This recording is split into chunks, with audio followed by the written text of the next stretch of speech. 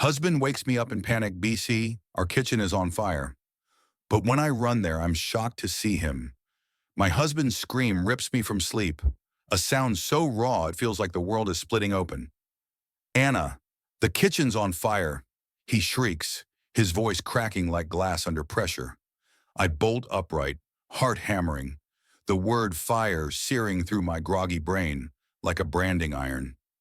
I stumble out of bed, bare feet slapping cold hardwood, my nightgown tangling around my legs as I race down the hall, the acrid stench of smoke already clawing at my throat.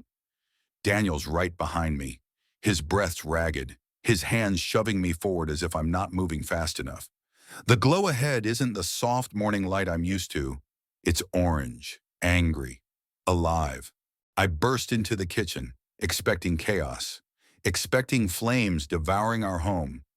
But what I see stops me dead. Daniel, my husband of 10 years, standing calmly by the stove, a frying pan in hand, flames licking up from it like some twisted performance art. There's no inferno, no house collapsing, just him, staring at me with a strange, unreadable expression.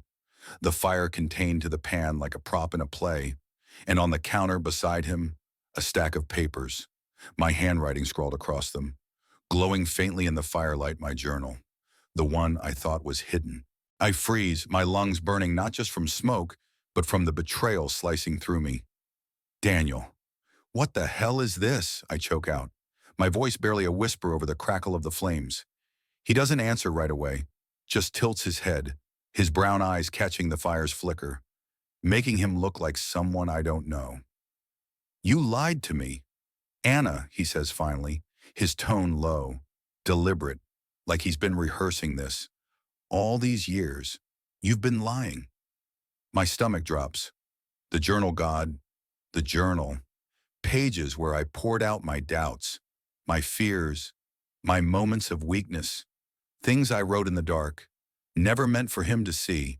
Not lies, just truths I couldn't say aloud. I take a step back, my bare heel hitting the cool tile, grounding me in this surreal moment. You read it, I ask, though I already know the answer. He nods, tossing the pan into the sink with a hiss, the flames dying under a rush of water. The smoke curls upward, a ghost of the chaos he staged to drag me here. You wrote about leaving me, he says, his voice trembling now. Not with fear, but with something darker, hurt, maybe, or rage. You wrote about another life.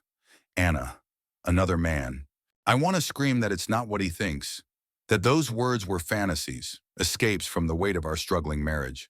But my throat locks. 10 years ago, Daniel and I were the couple everyone envied, high school sweethearts who survived college, built a life, bought this house with its creaky floors and big windows.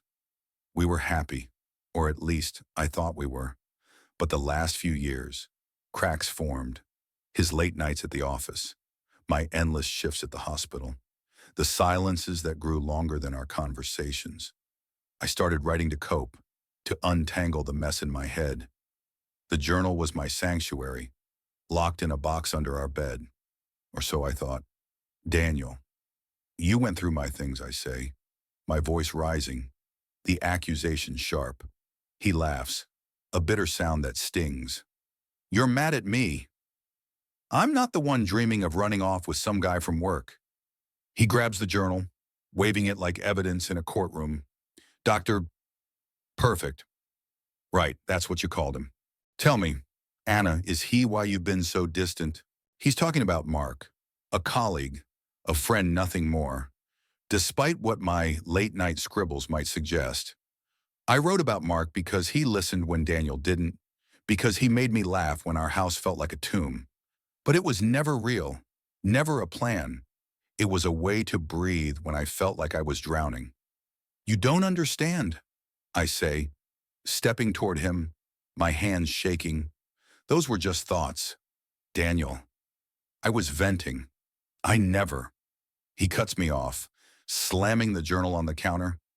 Don't lie to me again, he shouts, and I flinch. Not because I'm scared, but because I see it now, the pain in his eyes, the way his hands tremble. He's not just angry, he's broken. And I realized with a sick twist in my gut that I did this to him, not by cheating, but by hiding, by letting our marriage erode while I wrote my escape plans instead of talking to him. The kitchen smells of charred oil and regret. I sink into a chair, my legs giving out. Why the fire? Daniel. Why scare me like that? He runs a hand through his hair, pacing now, his energy frantic.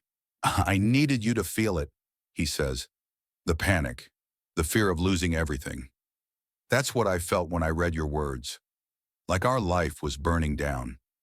His voice cracks, and I see the man I fell in love with, the one who cried when we lost our first pregnancy, who held my hand through every late-night ER shift.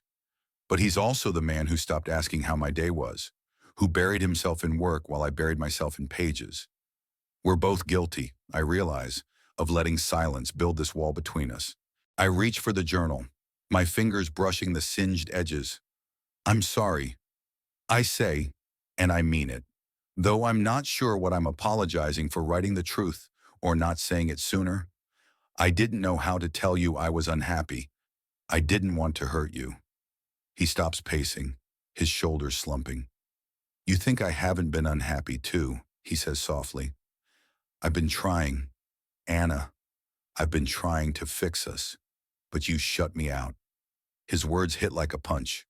I think of the dinners he cooked that I barely touched, the weekends he planned that I canceled for work. I thought I was protecting him by hiding my pain, but I was pushing him away. We stand there, the kitchen quiet now except for the faint drip of the sink. The journal lies between us, a Pandora's box of our failures. I want to fix this, but I don't know where to start. What do we do now, I ask. My voice small. He looks at me, and for the first time tonight, his eyes soften. I don't know, he says, but I don't want to lose you. Not to a fire, not to some other guy. Not to this. He gestures at the journal, at the mess we've made. I nod, tears stinging my eyes. I don't want to lose you either, I say, and it's the most honest thing I've said in months. We don't have a plan, not yet, but we sit at the table, the journal untouched, and start talking. Not about the fire, not about Mark, but about us, where we went wrong. What we miss, what we want. It's messy, raw, like cleaning a wound. I tell him about the loneliness, the way his late nights made me feel invisible. He tells me about his fear of failing me, how he worked so hard to provide that he forgot how to connect. The words hurt, but they're real, and for the first time in years, we're hearing each other. The sun rises, painting the kitchen in soft gold. The smoke is gone, but the air feels heavy with possibility. We're not fixed, not by a long shot. Marriage, I realize, isn't a house you build once and live in forever. It's a garden you tend, day after day.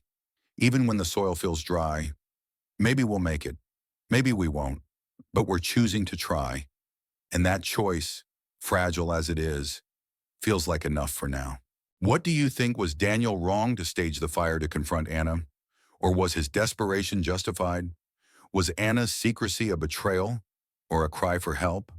Share your thoughts on where the line between right and wrong lies in their story. End.